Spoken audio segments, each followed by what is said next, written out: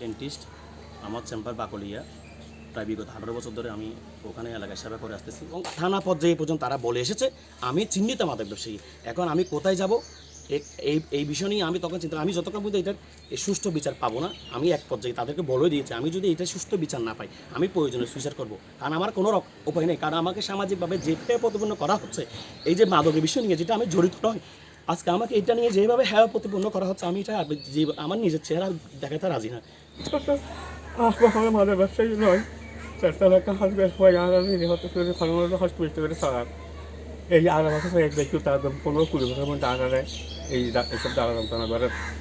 আমি ওনারা হাতে একটা সুস্থ একটা বিশেষ আছে সরকারের কাছে আমি চাই অনেক বিপদ করি। আর একজন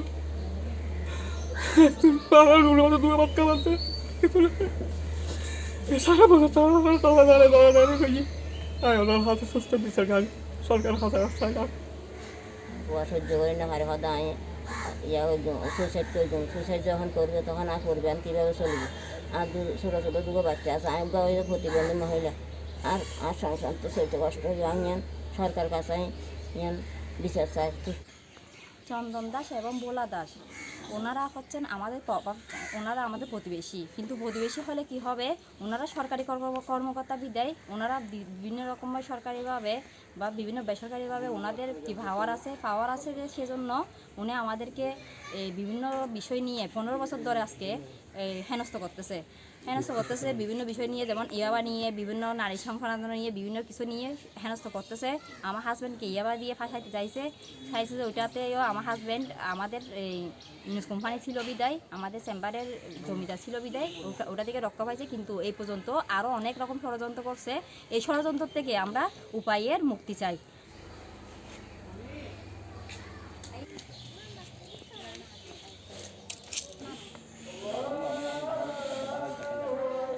একজন হিউম্যান রাইট অ্যাক্টিভিস্ট হিসেবে যেটা আমি দেখলাম, ওনার বিষয়টা মাঝে মধ্যে ওনার এখানে আমি ওই ডেন্টিস্টের কারণে ওনার এখানে ক্লিন প্লাস এগুলোর জন্য যেতাম।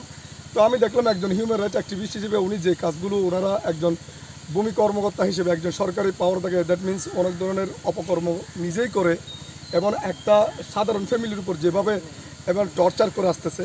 তো আমি লাস্ট পর্যন্ত দেখলাম যে না, এই ধরনের একজন মানবাধিকার কর্মী হিসেবে অবশ্যই আমাকে এখানে রেজ করা উচিত, আওয়াজ তোলা উচিত।